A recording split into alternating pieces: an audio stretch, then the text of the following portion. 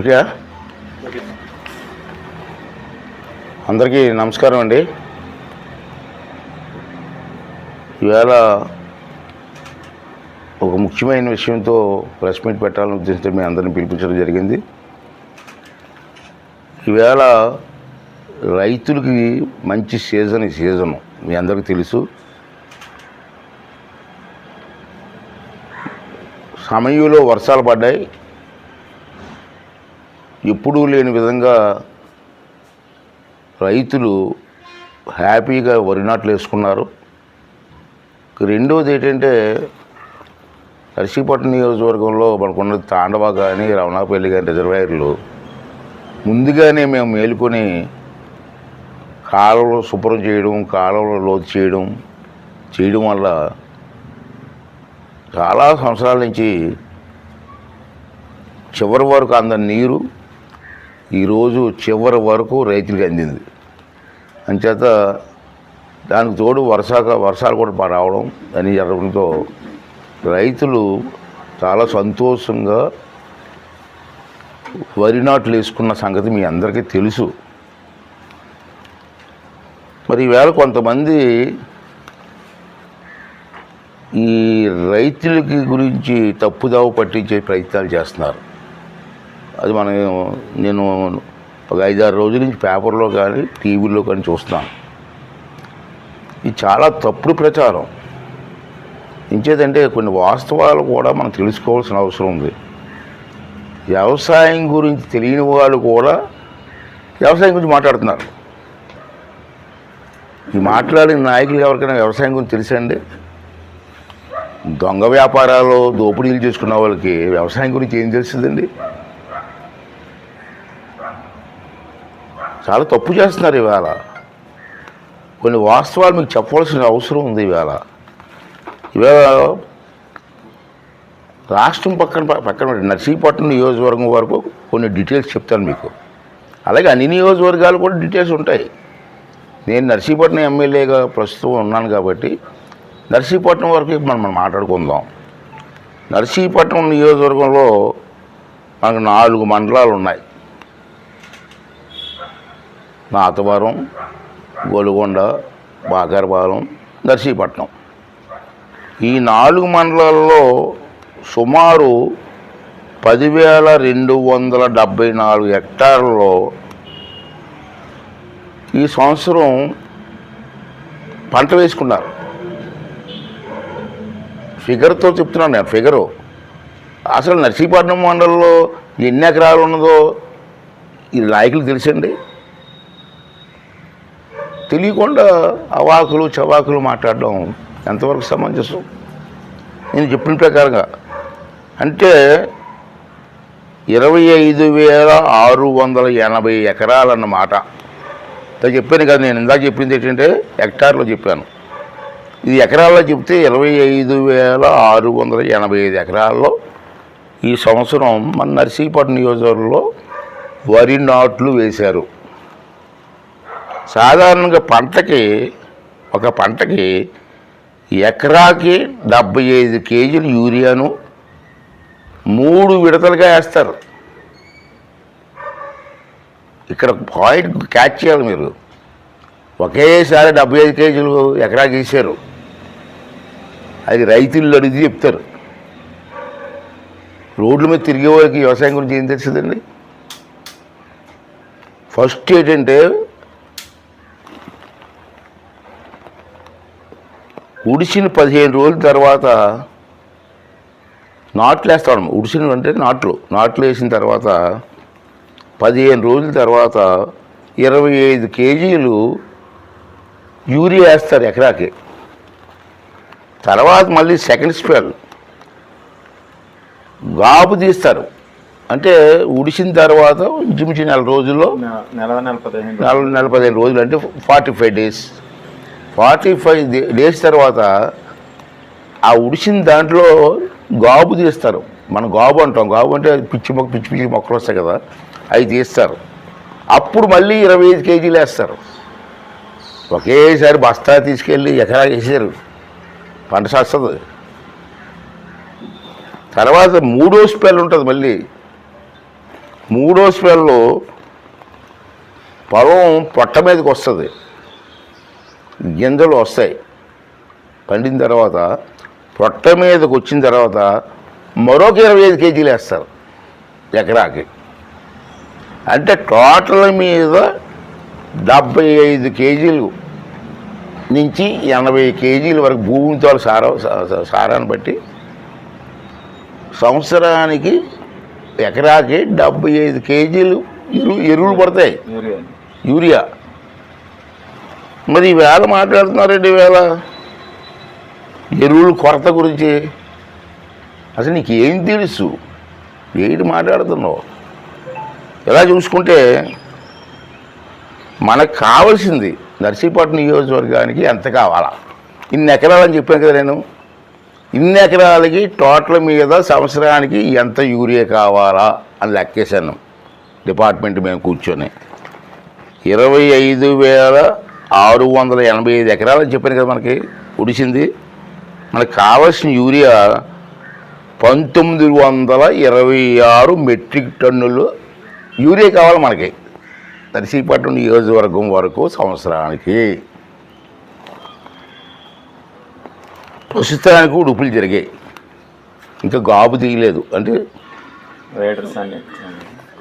కలుపు మొక్క తీయలేదు ఇంకా.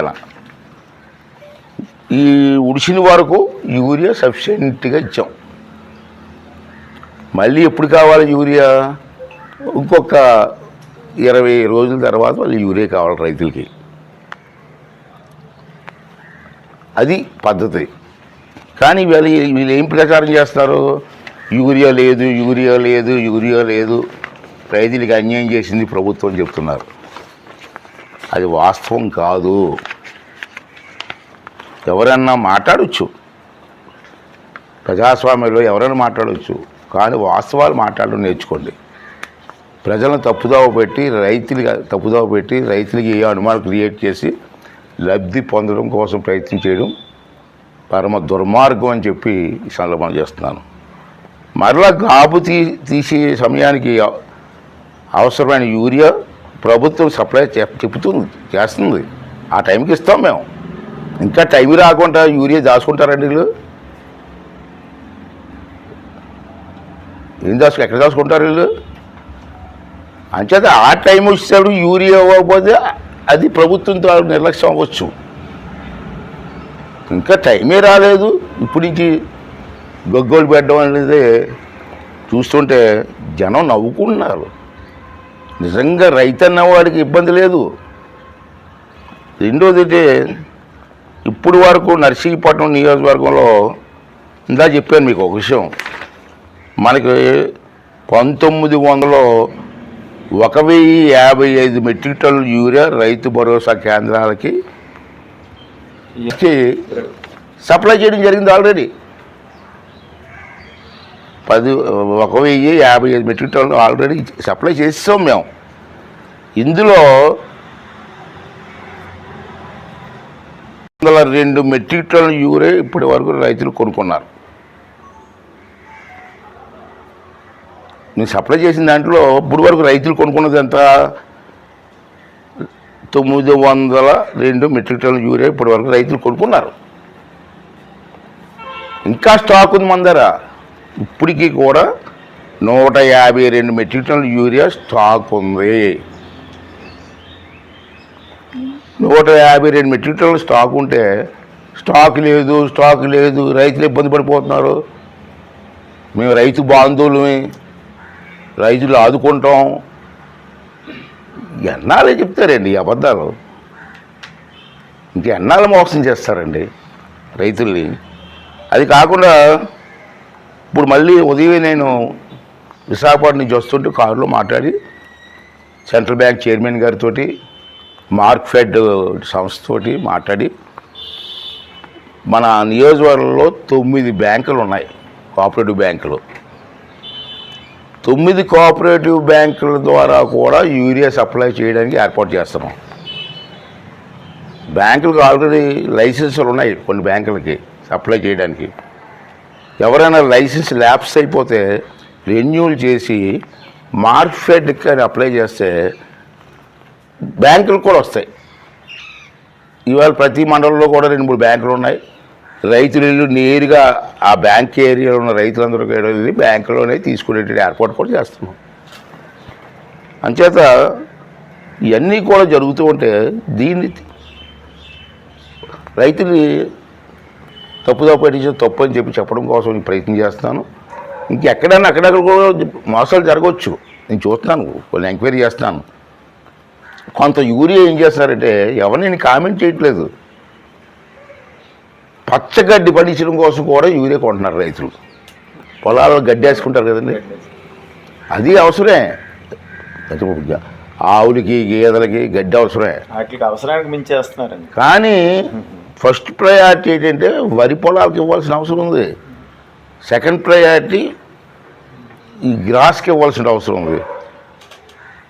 అంచేత దాన్ని కంపేర్ చేయకుండా కొంత అక్కడ ఏం చేస్తారంటే ఈ పచ్చగడ్డి కోసం కూడా ఎక్స్ట్రా యూరియా కొని అవసరానికి మించిన యూరియా కూడా కొంతమంది కొంటున్నారు.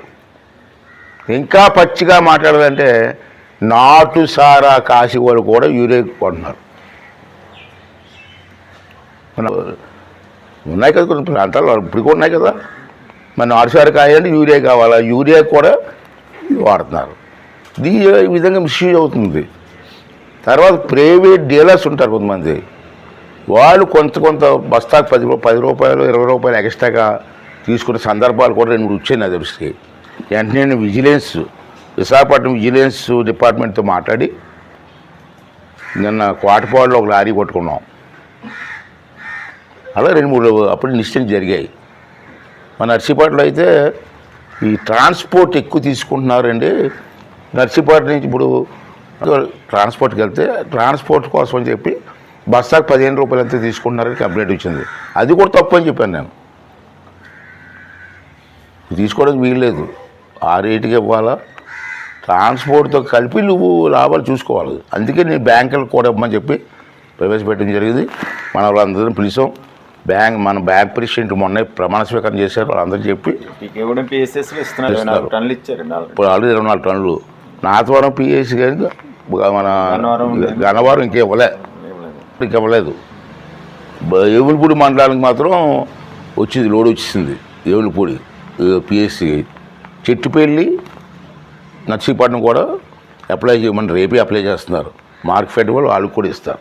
అంటే ఇప్పుడు నాకు తెలిసినంత వరకు నర్సీపట్నం నియోజకవర్గంలో ఎక్కడా కూడా రైతులకి ఇబ్బంది లేకుండా చేసి అన్ని ఏర్పాట్లు చేసాం. ఏదో పెద్ద ఇప్పుడు చేసినట్టు రైతు బాంధవులు అయినట్టు మాట్లాడుతున్నారు ఇవాళ. దాన్ని నేను ఖండించడం కోసం చెప్పి ఈరోజు మరి ఇక్కడ నేను ఈ ప్రెస్ మీట్ పెట్టడం జరిగింది. ఇలా ఉన్నాయి మనకి. ఆ రైతు భరోసా కేంద్రాల్లో కూడా యూరియా పెట్టమని చెప్పి ఆదేశాలు ఇవ్వడం జరిగింది. ఆల్రెడీ ఉన్నాయి, ఆల్రెడీ పెట్టేశారు. అక్కడ నుంచి డిస్ట్రిబ్యూషన్ రైతు భరోసా కేంద్రాలు అయితే దగ్గరికి ఉంటాయి, రైతులకు దగ్గరికి ఉంటాయి కాబట్టి ట్రాన్స్పోర్ట్ అండి. నా దగ్గర లిస్ట్ ఉంది ఎక్కడెక్కడ పెట్టారో. ఇంకా అబద్ధాలు ఆడతారండి. ఇవే చూశారు.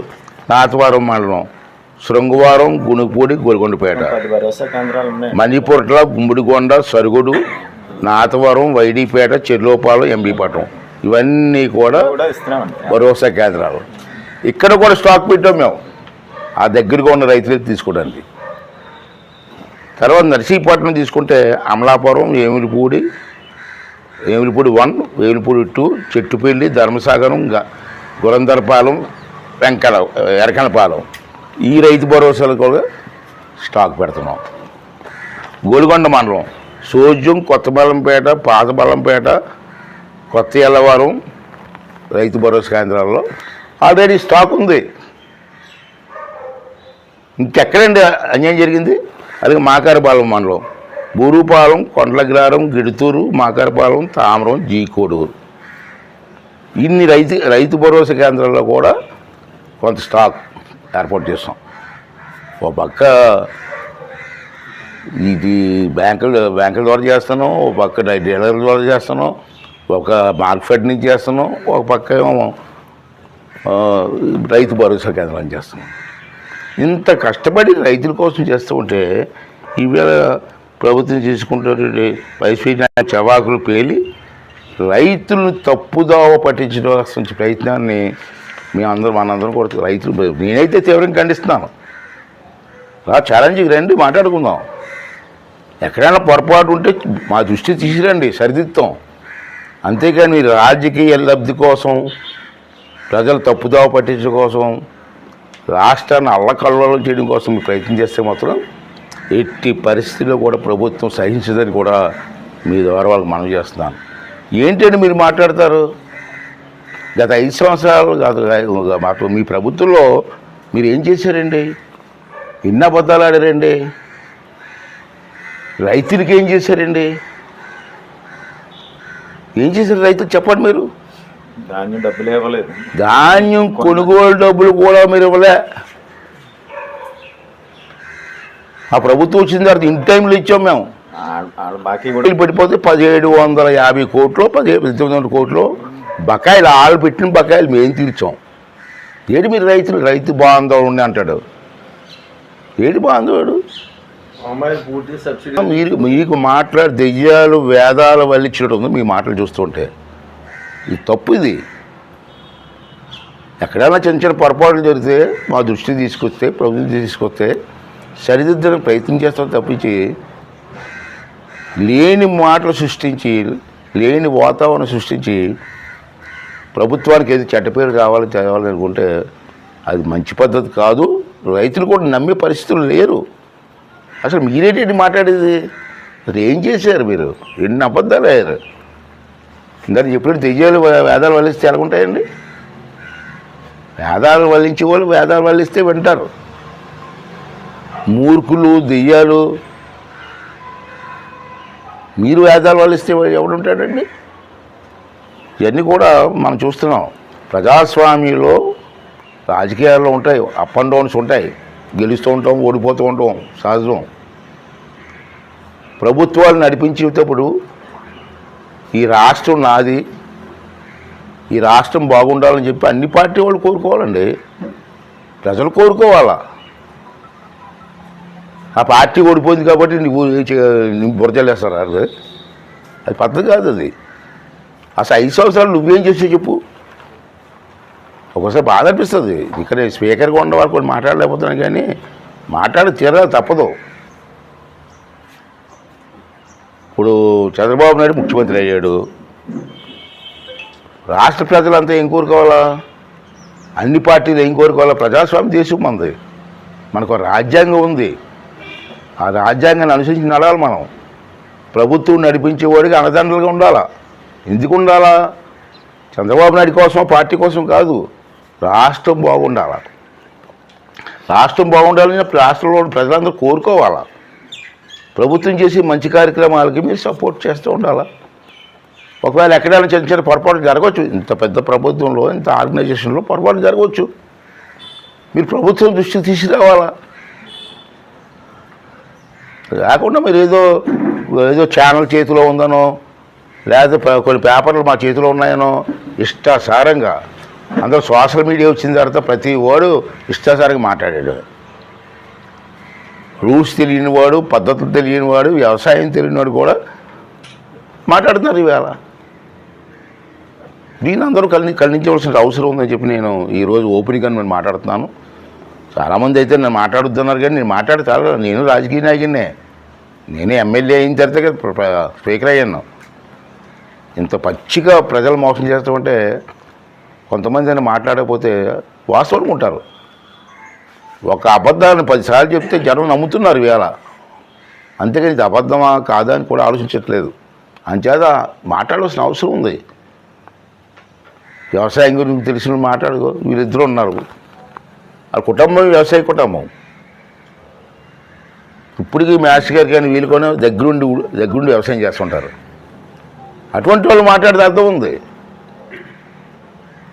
అంచేత వీళ్ళు చూశారు ఇవాళ. మీరే మాట్లాడేది ఏం మాట్లాడతారయ్యా?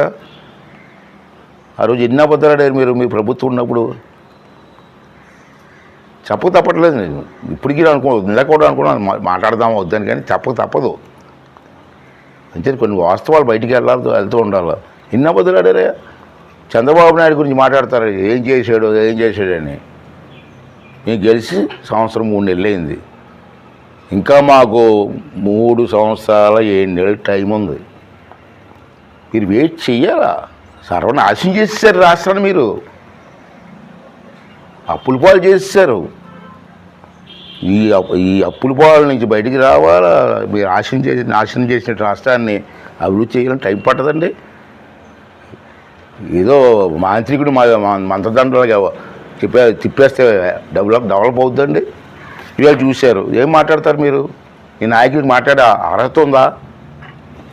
ఆ రోజున ఏమన్నారు?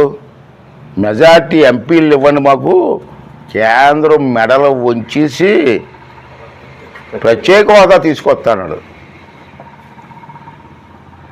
అది అబద్ధం కదా? మరి ఏం మాట్లాడతావు వాళ్ళు?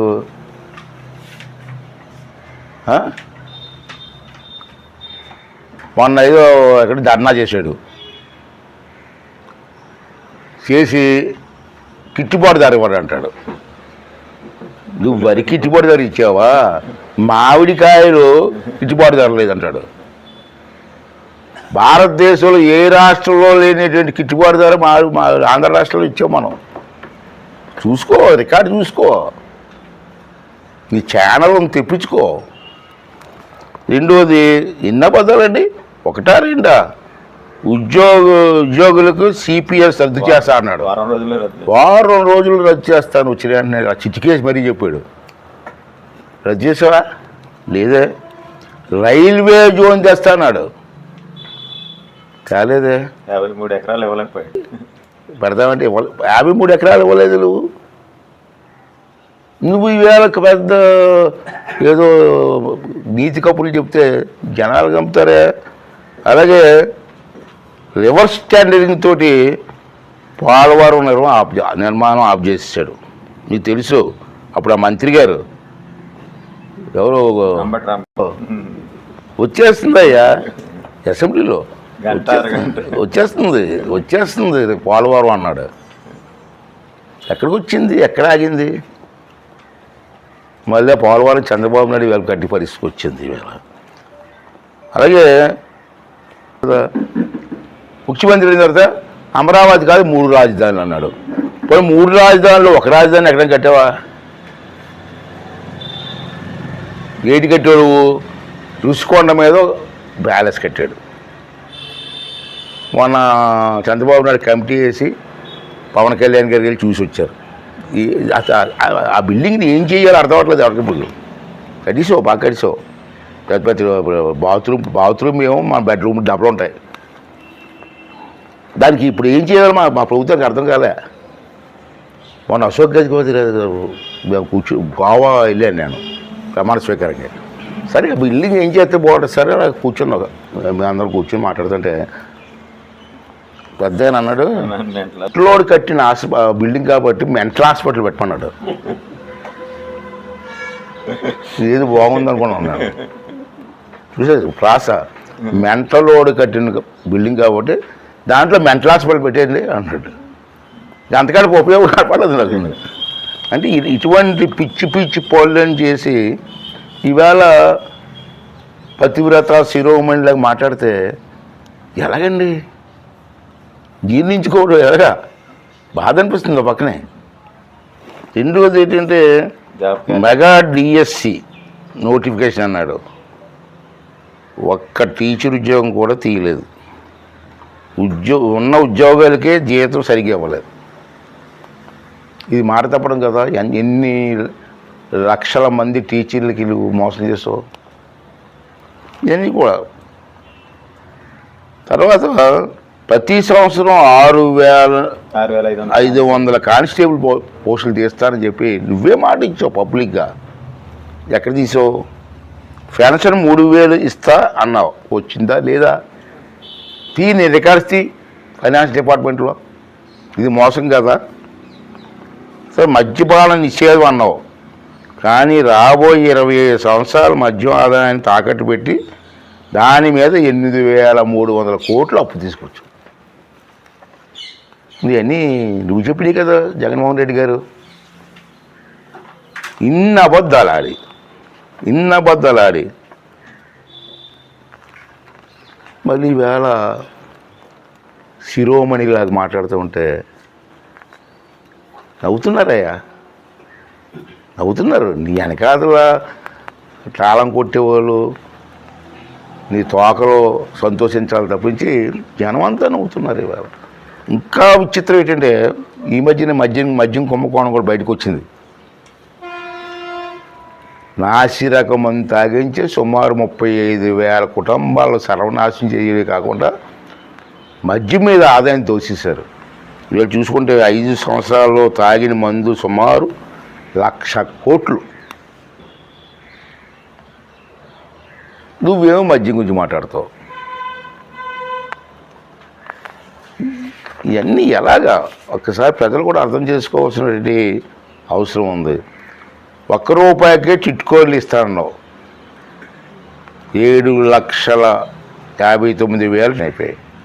ఉదాహరణకు నర్సీపట్నం నీ 5 సంవత్సరాలు పట్టించుకోవడం వల్ల చంద్రబాబు నాయుడు టైంలో కట్టిన ఇల్లు శిథిలావస్థకు వచ్చాయి. ఇప్పుడు ఆ ద్వారబంధాలు ఎత్తిపోతున్నారు, అన్నీ పట్టిపోతున్నారు. ఇది నీ నిర్వాహకం కాదు ఇది. తర్వాత ఇంకోటి అంటే 40 సంవత్సరాలకి పెన్షన్ అన్నావు కదా, 1,00,000 మంది ఇల్లు కట్టిస్తానన్నారు. అందులో ₹1 కూడా రాష్ట్ర ప్రభుత్వం వాటా లేదు. రాష్ట్ర ప్రభుత్వంలో 1 పైసా లేదు వాటా. సన్న బియ్యం అన్నాడు ఎవరో నాని, కొడాలి నాని. ఎక్కడికి వెళ్ళినా ఏ మీటింగ్లో వెళ్ళినా మొట్టమొదటి సన్న బియ్యం వచ్చేస్తుంది అన్నాడు. ఉన్న రేషన్ బియ్యాన్ని పాలిష్ పెట్టి విదేశాలకు అమ్మేశారు, కాకినాడ పోర్టు నుంచి. ఇది అందరికీ తెలిసిన విషయం కదా. మరి మీరు ఎలా మాట్లాడతారండి? ఇంకో పెద్ద వాగ్దానం చేశాడండి, అందరికీ పెన్షన్ ఇస్తా అన్నాడు. అర్హులు అందరికీ పెన్షన్ ఇచ్చేస్తాను కదా అర్హులు. చంద్రబాబు నమ్మారు కదా, నీకు ఓట్లేసి గెలిపించారు కదా. ఇవ్వకపోగా 4,80,000 మంది పెన్షన్ తీసేసాడండి. నేను ఎందుకంటే పార్టీని గుర్తు చేస్తున్నాను, జనానికి గుర్తు రావాలా. జనానికి ఉన్నటువంటి పెద్ద వీక్నెస్ ఏంటంటే ఈవేళ జరిగింది రేపు గుర్తుండదు మన జనాలకి. ఆ జనాలకి అసలు పార్టీని రిపీట్ చేయవలసిన అవసరం తప్పుడు మేము.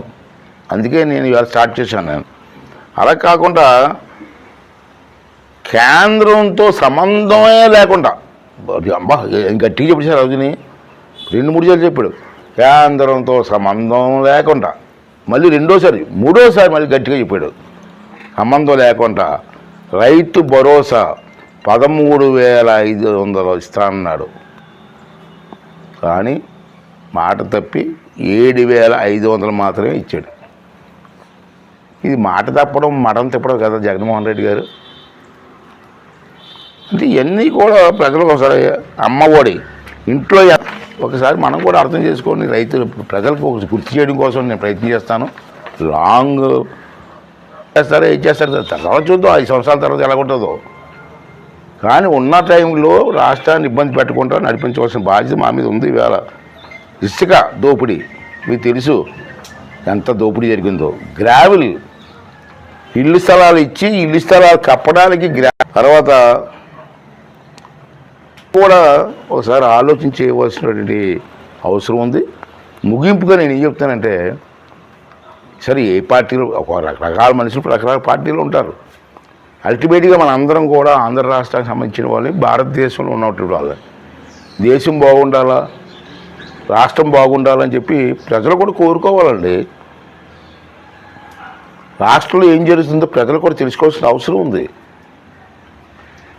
తప్పుడు మాట్లాడే వాళ్ళని ఎలా ట్రీట్ చేయాలా, అభివృద్ధి కోసం రాత్రింపవలు కష్టపడే వాళ్ళని ఎలా ట్రీట్ చేయాలని కూడా ప్రజలు ఆలోచన చేసి ముందుకు తీసుకెళ్లవలసిన అవసరం ఉంది. అలాగే రాజకీయ నాయకులు కూడా, అన్ని పార్టీ రాజకీయ నాయకులు కూడా సరే ఎలక్షన్లు వచ్చే చూసుకుందాం. ఎలక్షన్లు వచ్చే వరకు ప్రజా తీర్పు చంద్రబాబు నాయుడికి ఇచ్చారు. అప్పుడోకి 5 సంవత్సరాలు పూర్తి వరకు చంద్రబాబు నాయుడికి అండదండలుగా అన్ని పార్టీ వాళ్ళు ఉండండి, అండదండలుగా ఉండండి, అతను సపోర్టివ్గా ఉండండి. ఈ రాష్ట్రాన్ని అభివృద్ధి చేసే అవకాశం కల్పించండి. అడుగడుగుకి ఆటంకాలు ఏంటండి? మొన్న నేను రాజధాని ఏరియాలు తిరిగాను. ఎందుకు తిరిగానంటే వర్షం పడితే మునిగిపోతుంది, ఆ చెరువు పెద్ద సెలయేరులాగా ఉందని చెప్పి కొన్ని పత్రికలు రాశాయి, టీవీల్లో వచ్చాయి. ఆ రోజు నేను వెళ్ళాను చూడడానికి, కారు వేసుకుని ప్రత్యేకంగా వెళ్ళి చూశాను. వర్షం పడితే నీరు ఉండదండి. నర్సీపట్నంలో వర్షం పడితే రోడ్డు మీద ఒక గంట 2 గంటలు నీరు ఉండదు. విశాఖపట్నంలో మన వర్షం పడింది 4-5 గంటలు రోడ్డు మీద నీరు లేదు. తెలంగాణలో వర్షం పడి హైదరాబాద్లో వర్షం పడి ఎన్ని రోజులు వాటర్ ఉందండి? సహజం. దాన్ని పేద మునిగిపోతుంది, రాజధాని మునిగిపోతుంది కదా. జగన్మోహన్ రెడ్డి గారు నేను వస్తాను రా, టైమి ఇద్దరం కలిసి రాజధాని ప్లేస్కి వెళ్దాం. మొన్న వెళ్ళి చూశాను నేను. Already MLA quarters, MLC quarters, ministers quarters అన్నీ పూర్తి అయిపోతున్నాయి. ఆల్రెడీ రేపు వచ్చి మార్చి నాటికి ఎమ్మెల్యేలు ఎమ్మెల్సీ క్వార్టర్స్కి పూర్తి చేసి అప్పగించడానికి నేను ఆల్రెడీ నేనే స్పీకర్గా ఉన్నాను కాబట్టి ఇవ్వడానికి రెడీగా ఉంది. అక్కడ ఏమీ లేదంటాడు, పునాదులే కనపడలేదంటాడు. మనకి చూద్దాం పదండి, ప్రెస్ వాళ్ళు రండి, వెళ్దాం ఒకసారి. రోజుకి 5-6 వేల మంది లేబర్, సుమారు 8,000 లేబర్ పనిచేస్తున్నారు అక్కడ రోజు. అంత స్పీడ్గా వర్క్ అవుతుంటే అక్కడ ఏమీ లేదు. బొత్స సత్యబాబు శ్మశానం అంటాడు. ఏంటి నాకు అర్థం కాదండి. ఇవన్నీ కూడా ప్రజలు ఆలోచించి చేయవలసినటువంటి అవసరం ఉందని చెప్పి ఈ సందర్భంలో మనం చేస్తున్నాను. రెండవది ఏంటంటే, జగన్మోహన్ రెడ్డి గారికి కూడా నేను చెప్పేది ఏంటంటే, మీరు కూడా రాజకీయ నాయకులు. మీ నాన్నగారు ముఖ్యమంత్రి చేశారు, రాజకీయ కుటుంబం నుంచి వచ్చిన వాళ్ళు మీరు. అయినా మీ నాన్నగారితో నేను పోలుతున్నాను. అతను ఎక్కడ, నువ్వెక్కడ, అతనితో పోలుతున్నాను. కానీ ఆ కుటుంబం నుంచి వచ్చిన వ్యక్తి కాబట్టి నువ్వు కూడా రాజకీయంగా ఆలోచించాలా. ప్రతిసారి చవాకులు చంద్రబాబు నాయుడు వయసు అయిపోయింది, అన్నరబోతున్నాడు అని మాటలు. ఎవరు బతకరు, మీ నాన్నగారు బతికారా? భగవంతుడు ఎవరు బతకరు. ఇయ్యా శాపనార్థాలండి, ఎన్నాళ్ళు బతుకుతాడు. నెక్స్ట్ నేనే ముఖ్యమంత్రిని అంటాడు. అంటే చంద్రబాబు నాయుడు ఉంటే ముఖ్యమంత్రి అవుతావు నమ్మకం నీకు లేదా? చంద్రబాబు ముసోడు అయిపోయి పోతాడు, తర్వాత నేనే ముఖ్యమంత్రి అంటాడు. అయ్యే మాట్లాడండి. ఒక రాజకీయ నాయకుడు ముఖ్యమంత్రి చేసిన వ్యక్తి అలా మాట్లాడొచ్చండి. మొన్న సజ్జల రామకృష్ణారెడ్డి గారు ఎవరో ఒక స్టేట్మెంట్ ఇచ్చారు, చూశాను నేను. ఏ హోదా అసెంబ్లీలో? ప్రతిపక్ష నాయకుడు హోదా ఇస్తే అసెంబ్లీకి వస్తాం అని నేనేం చేస్తానయ్యా? నాకున్న రూల్స్ ప్రకారంగా నీకు సరైన నెంబర్ లేదు, కావాల్సిన నెంబర్ లేదు. భగవంతుడు నీకు ఇవ్వలేదు, కేవలం 11 వచ్చాయి. అయ్యన్న పోతుడు ఇవ్వచ్చు అంటాడు. నా రూల్స్ ప్రకారంగా నేను స్టడీ చేశాను, మా ఆఫీసుతో మాట్లాడాను, ఎక్కడ నెంబర్ లేదండి, ఇవ్వడానికి వీలు లేదని ఉంది. నాకు తెలిసి నాకున్న జ్ఞానం ప్రకారంగా అసెంబ్లీలో క్లియర్గా చెప్పాను. నేను ఏం చెప్పానండి? అసెంబ్లీలో దేవాలయం నడిది, దాంట్లో నేను పూజారిని మాత్రమే, వరాలు ఇచ్చే అధికారం నాకు లేదు. దేవుడి కొని తప్పించి నాకెక్కడ ఉంది? పూజారి ఇస్తాడు వరాలు? ఇవ్వలేదు కదా. అంచేత రూల్స్ ప్రకారంగా చూస్తే నీకు ఇవ్వడానికి వీలు లేదు. నేను అందుకే ఇవ్వలేకపోతున్నాను. నేను వస్తే కానీ రాను అంటాడు. నిన్న కూడా ఒక స్టేట్మెంట్ ఇచ్చాడు, జగన్మోహన్ రెడ్డి స్టేట్మెంట్ ఇచ్చాడు, నాకు హోదా ఇవ్వకపోతే రాను అని. మిస్టర్ జగన్మోహన్ రెడ్డి గారు, మీకు ఒకటే మనం చేస్తున్నాను, మంచికో చెడ్డకో ప్రజలు మిమ్మల్ని ఎన్నుకున్నారండి. 11 సీట్లు ఇచ్చారు. దేవుడి స్క్రిప్ట్ అది. నీకు 11 రావాలనుకున్నాడు, దేవుడు 11 ఇచ్చాడు. కానీ మీరు చేస్తున్న తప్పు ఏంటంటే, సంవత్సరం 3 నెలలు అయింది, ఇప్పుడుకొచ్చి ఒక్కసారి కూడా మీరు అసెంబ్లీకి రాలేదు. ఫస్ట్ డే ప్రమాణ స్వీకారానికి వచ్చేటప్పటి నుంచి అక్కడి నుంచి రాలేదు. ఇది రాజ్యాంగం పద్ధతి కాదు. మనం రాజ్యాంగ పద్ధతిగా నడాలి, రాజ్యాంగం చెప్పినట్టు చేయాలి. ఇది పెద్దలు ఇచ్చిన రూలింగ్. మీరు 11 మంది ఎలా గెలిచారండి? ప్రజలు ఓట్లు వేస్తే గెలిచారు. ఆ ప్రాంతాలకు సమస్యలు వస్తే అసెంబ్లీలో మాట్లాడతారు మా తరపునే కదా మీకు ఓట్లేశారు. మరి మీరు ఎందుకు అసెంబ్లీకి రావట్లేదు? ఆ ఎమ్మెల్యేలు పాపం వచ్చి ఆ ప్రజా సమస్యలు, ఆ ప్రాంతంలో ఉన్న సమస్యలు చెప్పుకునే అవకాశం లేకుండా చేస్తారా? ఆ ప్రజలు ఎంత ఇబ్బంది పడుతున్నారండి? పోనీ ఇవన్నీ చెప్పావు, రోజు మా ప్రెస్లో మాట్లాడుతున్నాం. ఈ మాట్లాడిందితో ఈ అసెంబ్లీకి వచ్చి అసెంబ్లీలో మాట్లాడు. నేను నిన్ను ఆహ్వానిస్తాను.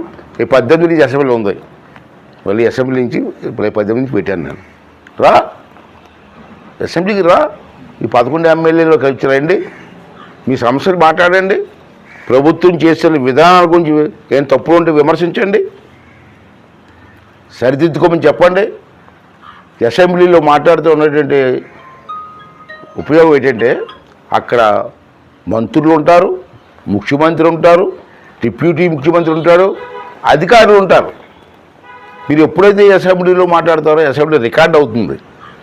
దానికి వెంటనే మంత్రి గారి సమాధానం చెప్పాలి. అసెంబ్లీలో ఉన్నది ఉన్నట్టు చెప్తాడు, లేకపోతే పరిశీలిస్తానండి, తప్పనిసరి చేస్తానని మంత్రి గారు సమాధానం చెప్తారు. మరి నువ్వు ధైర్యంగా అసెంబ్లీలో అడుగు పెట్టకుండా ఈ సమస్యలు చెప్పకుండా బయటని ప్రెస్ మీట్లు పెట్టి మాట్లాడితే ఎంతవరకు సబు అండి? ఒక వేదిక ఉంది మనకి, అఫీషియల్ వేదిక, రాజ్యాంగం మనకి ఇచ్చిన వేదిక అసెంబ్లీ. అసెంబ్లీలో మాట్లాడి దమ్ము లేదా నీకు? అసెంబ్లీలో తప్పులు జరిగితే ప్రభుత్వాన్ని నిలదీసే దమ్ము కానీ ధైర్యం కానీ లేదా నీకు? రా, దమ్ముంటే రా, రేపు అసెంబ్లీకి 18 రా, వచ్చి మాట్లాడు, సమస్యలు మాట్లాడు. సమస్యలు ఉంటే అసెంబ్లీలో చెప్పు. ఇంకా ప్రభుత్వం ఇంకా బాగా పనిచేయాలంటే ఏమి సూచనలు చేయి. మంచి సూచనలు అయితే ఆ సూచనలు కూడా మేము పరిగణలోకి తీసుకుంటాం. అంతేగాని అసెంబ్లీకి రాను, నేను ఇంట్లోనే కూర్చుంటాను, శవాలు అక్కడ ఉంటే అక్కడికి వెళ్తాను, నేను అసెంబ్లీకి రాను నేను అని చెప్పడం మూర్ఖత్వం అవుతుంది, పద్ధతి కాదు. ఏ రాజకీయ పార్టీకి కూడా పద్ధతి కాదు. అన్ని రాజకీయ పార్టీలు కూడా ఒకే దృక్పథంతో ఉండాలా. అదేంటంటే ఈ రాష్ట్రం బాగుండాలా, మన తెలుగు రాష్ట్రం బాగుండాలా, మన తెలుగు ప్రజలు బాగుండాలా అని ఆ కోరుకోవాలి తప్పించి ఈ విధంగా వినాశనాన్ని కలిగించడం మంచిది కాదని చెప్పి జగన్మోహన్ రెడ్డి గారికి తెలియజేస్తూ, రేపు 18 అసెంబ్లీ ఉంది, రండి, నేను మనస్ఫూర్తిగా ఆహ్వానిస్తున్నాను. రండి, మాట్లాడండి. మిగతా ఎమ్మెల్యేలకు ఎంత టైం ఇస్తానో ఆ టైం మీకు ఇస్తాను. ఓపెన్గా మాట్లాడండి. తప్పులు ఉంటాడు, తప్పులు అని చెప్పండి అసెంబ్లీలో. ఇంకా మంచి సూచనలు చెప్పండి. అంతేగాని దొంగ ప్రెస్ మీట్లు పెట్టి దొంగల చేత మాట్లాడించి, పనికిమానవుల చేత మాట్లాడించి, బూతులు మాట్లాడించి ప్రజాస్వామ్యాన్ని అవహేళన చేయొద్దని చెప్పి ఈ సందర్భంగా మీ ద్వారా వారికి మనం చేస్తాం.